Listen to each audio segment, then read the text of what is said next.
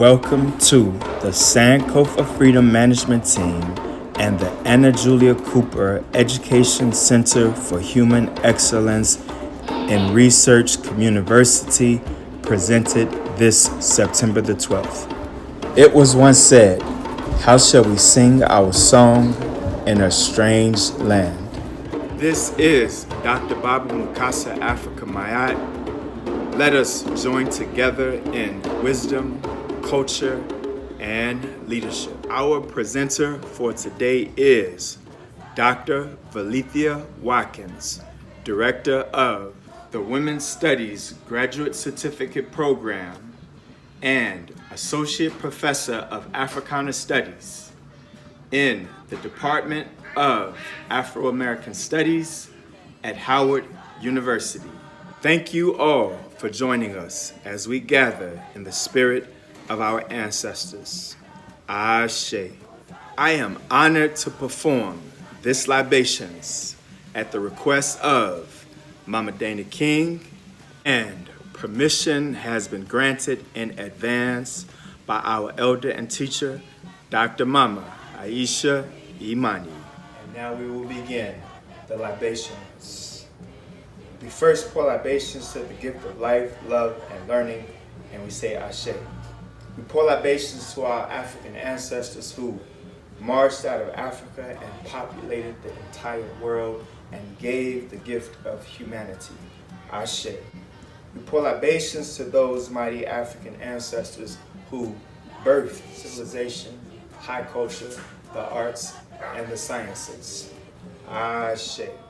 Let us again honor, let us again give thanks and praise to mothers of our mothers. Let us again honor grandmothers of our grandmothers, mothers of our ancestors. Ashe. Let us give thanks and libations to our ancestors who honored and exalted the female representation of reading, writing, arithmetic, and architecture in the Necheru of Shashet. To Shashet we pour libations. Ashe. Let us give libations to our African ancestors who exalted the female Necheru representation of Mayat, justice, righteousness, reciprocity, harmony, balance, and order. To those African ancestors, give libations, and we say Ashe. Hetep Ferris, who founded the 4th dynasty with her husband Senefru. She is mother of a dynasty that lasted 100 years and mother of the pyramid age that lasted for centuries. It is her sons who built the great pyramids at Giza, her descendants Khufu, Khafra, and Menkaura. To Queen Mother Hetep Ferris, we pour libations and we say Ashe. Give libations to Queen Mother Tetesheri. It is she who birthed the 18th dynasty, a dynasty that lasted for 250 years. We give libations to Queen Mother Tetesheri. She birthed the warrior pharaoh who defeated the Hyksos, Seqenenratayo. Queen Mother Hetesheri, it is her daughter, Ahotep, who was given the Golden Fly Award for valor and battle. We give libations to Queen Mother Tetesheri and to her daughter, Queen Mother Ahotep. We give libations to the mothers of the 18th dynasty, and we say Ashe. Known as the Candaces, known as the Kendakes and the Kentakas, we give libations to the dynasty of Ethiopian queen mothers who defended their land from foreign invasions. We give libations to the Candaces of Ethiopia, and we say Ashe. The Candaces of Kush. When we study history and great people who contributed to our world, our women warriors and rulers are often overlooked. From the 3rd century BCE to the 2nd century CE, the empire of Kush is ruled by a line of independent female rulers called the Candaces, or in their traditional language of Kush, Kentucky. Amani Raz, Amani Shekete, Nawitma, and Malekwebar were 4 queens well known as Candaces. Different from their Egyptian counterparts, the Candaces had absolute rule instead of the power coming from their husbands. During the period known as the Meroitic period, Kush thrived, and it was often thought of as a nation never ruled by a male. The word Kentucky means queen mother, so the title was not taken lightly. If a woman was a Candace, she was able to influence the line of succession and consolidate her power. The Candace often played a role in the coronation of the new king. The Candaces are well known for refusing Alexander's entry into Kush and deterring him on one of his military campaigns, causing him to overtake a weaker Egypt. The strength of the Candace rulers also appeared in history as they were able to thwart the Roman conquest of Kush.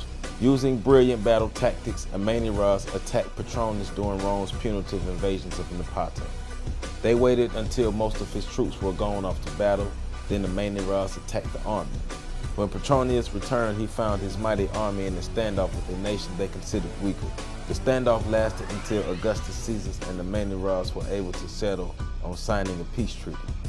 Over a period of 1,250 years, the kingdom of Kush was amazing and certainly one of the greatest, if not the greatest civilization of all its time.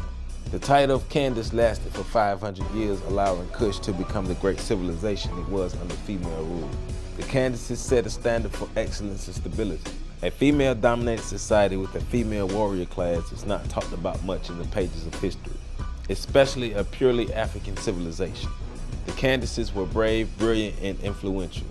They were an example of how a strong spirit would not be held back by sexism and male domination. Women, no matter their race or creed, can learn a lot from the Candaces, women who successfully ruled the kingdom and inspired Egyptian culture and prestige. To all of the Candaces and all of the female rulers of Kush, thank you for your brilliance and courage, which helped create greatness in the form of a kingdom. These women are an example of greatness of the female spirit. To all of the Candaces, we proudly stand on your shoulder. 2. Queen Nzinga, who became an ancestor December 17th, 1663. It is she who was the queen of the Ndongo and the Matamba. Her queendom in Angola, she defended for decades against slavery. We give libations to Queen Nzinga and we say Ashe. 2. Queen Mother Ya Asantewa of the Ashanti Empire, born 1840, died 1921 to become an ancestor. It is she who told the men of the Ashanti nation that if you refused to go to war, that she would go to war with all of the women in the Ashanti Empire until the last of them fell. To Queen Mother Ya Asantewa, we pour libations and we say Ashe. 2. Our ancestor Mary Prince, born 1788, became an ancestor in 1833. Born into slavery in Bermuda, she would escape from slavery while in Britain, and she wrote her History of Mary Prince, and she would help spark the abolitionist anti-slavery movement. To Mary Prince, we pour libations and we say Ashe. To the Black Peruvian Maria Elena Moyana, who was an activist, community organizer, feminist fighter for the rights of women, fighter for the rights of poor and working class people. To Maria Elena Moyana, we pour libations and we say Ashe. Just like Maria Moyana, Mariala Franco also gave her life fighting for the cause of her people, the Afro-Brazilian, who was a politician, feminist, human rights activist, fighter for the poor people, for the blacks and the oppressed people in the favelas of Brazil. We give libations to Mariala Franco and we say Ashe. Let's always remember our mothers and mothers' mothers who built the civil rights movement. Without them, there would have been no movement. Let us honor them, although they are left out of the pages of history. Let us give libations to Fannie Lou Hamer, Ashe, Ella Baker, Ashe, the likes of Dorothy Height, Daisy Bates, Septima Clark, many others. Let us give libations to our mothers and mothers' mothers, Ashe. And finally, it is fitting that we pour an affirmation to living great Black women, living great African queens. We pour an affirmation to Mama Dana King, Philadelphia activist, Philadelphia educator. We pour affirmation and we say Ashe. And to our teacher, our mentor, and our leader, Dr. Mama Aisha Imani, founder of Sankofa Freedom Academy Charter School, executive director of Imhotep Institute Charter High School, one of the founders of the Philadelphia Freedom School Movement, founder of the Ujima Friends Peace Center, activist and educator, mover and shaker, teacher of teachers, administrator of administrators. We pour affirmation to our living great Black women, Mama Dana King and Dr. Mama Aisha Imani Ashe.